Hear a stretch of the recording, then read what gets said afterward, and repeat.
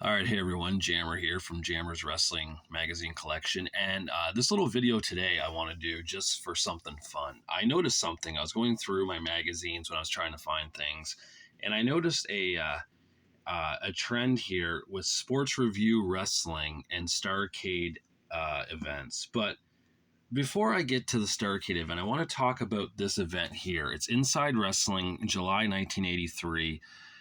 And it says, a great night in Greensboro, Steamboat and Youngblood win the NWA Tag Team title. Steamboat and Youngblood, ecstasy of victory, slaughter and Cornado, agony of defeat. Now, the reason why I want to show this is because technically, from what I heard in doing this, in watching Old Mid-Atlantic and reading such, that this was the initial idea for what Starrcade was. This event here, where they had the cage match, they won the tag belt. Look how bloody Don Cornado is here, right? So this apparently was what started the idea of Dusty Rhodes for Starrcade. Now, I don't know how true that is, but that's what I heard. And it's kind of neat, though, that it's right there on the cover of Inside Wrestling, July 1983.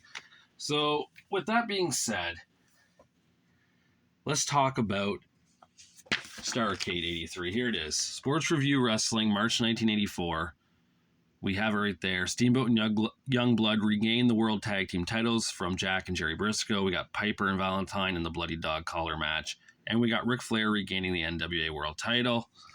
They don't have any colored photos in here, but let's see. Where is the... Right there. So they actually just have it like that, showing, what was the matches. So, that's kind of neat. So Sports Review Wrestling really was like a big magazine that would talk about the Starrcades. And up next is 84. This is March 85. We got Dusty Rhodes and Ric Flair on the cover. We got Ricky Steamboat and Tully Blanchard in the top right corner. And we got Jimmy Valiant and Paul Jones in the loser leave town tuxedo match there. So I'm not going to open these up and go through them. All of them. I mean, I could, but you get the gist, right? Like, where's it at? Right. See? The same as the other magazine. They show the photos of the matches. So... Starrcade 84, the action, the glory, the pain, the blood. There's that one. March of 1985, we get Starrcade 85. Sorry, March of 86, we get Starrcade 85. All the action, all the glory, match-by-match coverage of this sensational card. We got Rhodes versus Flair once again. We got the Russians versus the Rock and Roll Express. For the tag titles, we got Tully Blanchard versus Magnum TA in the steel cage for the U.S. title. Again, kind of the same thing, highlighting the event with pictures, black and white, all newsprint. But if I can get this open, there we go. So you get the gist, right? But it's just nice to see Sports Review Wrestling covering the event. Of course, as you can see there, 83, 84, 85 kind of took the magazine cover completely, right? You got a little bit of Jesse the Body Ventura there in the March 86 talking about 85. But in March of 87, for Starrcade 86, we get a big picture of Kamala with Hulk Hogan's head, right? Like, that's not even about Starrcade. Starrcade is right here. Starrcade 86, the best yet. We get Midnight Express and the Road Warriors and the Scaffold, Nikita Koloff versus Ric Flair, and the Rock and Roll Express versus the Andersons. That's all you see there. Inside, though, the pictures are here, like before, but man, they really cut down. They really cut down on the photos there for Starrcade. In March 1988, talking about Starrcade 87, full coverage of Survivor Series and Starrcade 87. So we get Ronnie Garvin and Ric Flair here, and Lex Luger and Dusty Rhodes. But again, Andre the Giant and Bobby the Brain Heenan get the big picture there, because these events took place on the same night. But again, we get the photos here. So you can at least see, what happened at the event if you didn't see it on pay-per-view. April 1989, we get Starrcade 88 True Grit exclusive coverage of all the action and drama. We got Lex Luger and Ric Flair here on the cover with the torture rack. So again, they go through here. They give you the pictures, the matches. Like there's Bam Bam Bigelow versus Barry Windham for the U.S. title. Mike Rotundo versus Rick Steiner for the television title. There's the Road Warriors versus Sting and Dusty Rhodes for the World Tag titles. Ric Flair versus Lex Luger for the World title. So at least they're giving you the information. At least they gave the full page, really, right, to Starrcade there. That's something nice to see. Just move this back here a bit. Next up, we got April 1990 for Sports Review Wrestling. It's Starrcade 89, Night of the Iron Men. We got Rick Steiner suplexing Road Warrior Animal, Sting slamming the Great Muta, Ric Flair and Lex Luger, and that looks like Ron Simmons of Doom and Scott Steiner. All right, so see if I can find there they are. So again, they highlight by showing the pictures. Of course, this was the night Starrcade where they did, if you remember, they had to wrestle each other. Like Sting wrestled Luger, Flair, Muta. Muta had to wrestle Sting, Luger, Flair. Flair had to wrestle Sting, Luger, Muta. Luger had to wrestle Flair, Sting, Muta. It was like, and whoever got the most wins or something. Same with the tags, right? It was the Steiners, Doom, Road Warriors, and the Samoa SWAT team. So, yeah. And for the next one, for April 91, we get Starrcade 90. But look, all we get for Starrcade 90 is just right here. Right there in that corner.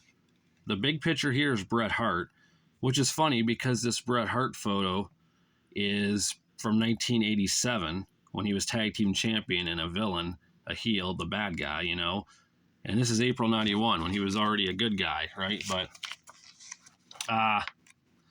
where are the photos here of oh yeah. So yeah, there's the Starrcade photos. Again, they pretty much are the same, right? In every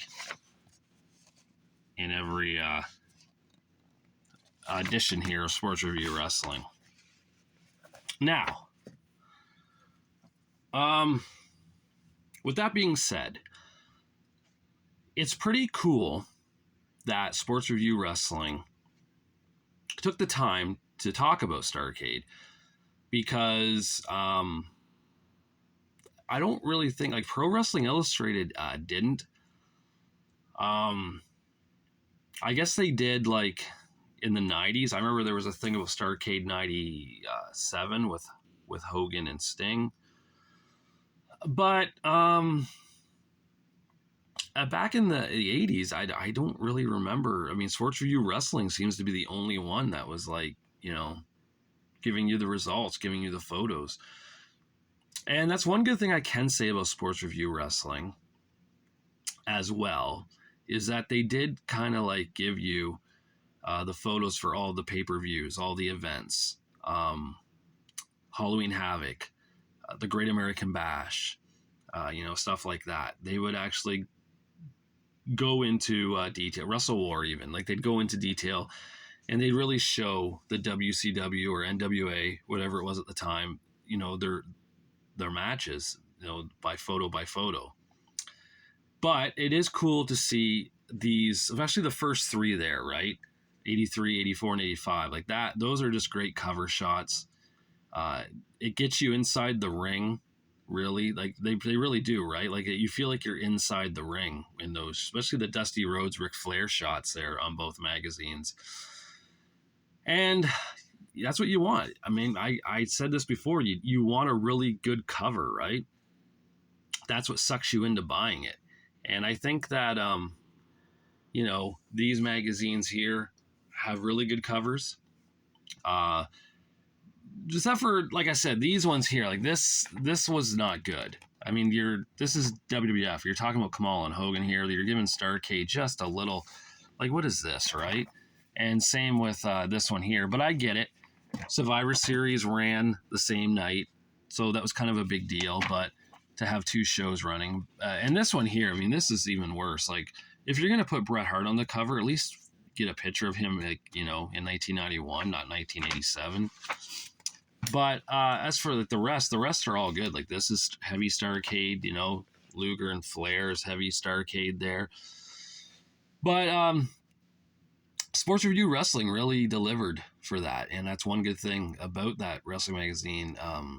You know, I always said the Sports Review Wrestling was kind of like the lesser of all the after mags, and it just kind of, even to, you know, I feel like to this day a lot of people don't really want to collect it. They worry about Pro Wrestling Illustrated, or they'll grab the Wrestler or Inside Wrestling as well. Sports Review Wrestling is very cool, and this proved it here. The covers of Starrcade, they really went into detail inside and outside for the most part. So yeah, anyways, this is a short video today. I just wanted to show this just because I was going through and sorting and organizing, and I realized that, and I thought how cool. And plus, I also thought how cool it was to show this as well. And this is July 1983 Inside Wrestling.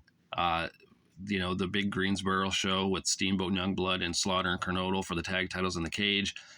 Like I said, I heard Dusty Rhodes got the idea of Starrcade from this event, because this event really sold out well there and did really good numbers. And it was a packed house. And, you know, this was probably, I think, May of 83, I want to say. And Starrcade was like a few months later, right? Like 6 months later. So, yeah. Anyways, thanks for watching. Thanks for the comments, the liking, the subscribing. I think I'm up to like 57 or 58 subscribers now, which is pretty impressive. And there's probably going to be more before this video gets even posted. If not, well, then I'm wrong, but it seems to be that way each day. But yeah, anyone at home, leave your favorite Starrcade moment. Like, what was your first Starrcade you've seen? Were you at any of these Starrcades? You know, what was your favorite Starrcade match, you know? Leave a comment. That's a good way to communicate with other wrestling fans on this channel, right? That's what this channel is all about, is trying to bring all the wrestling fans together who had a love for wrestling magazines and a love for these events back in the day. All right, then. Thank you for watching, and I'll talk to you later.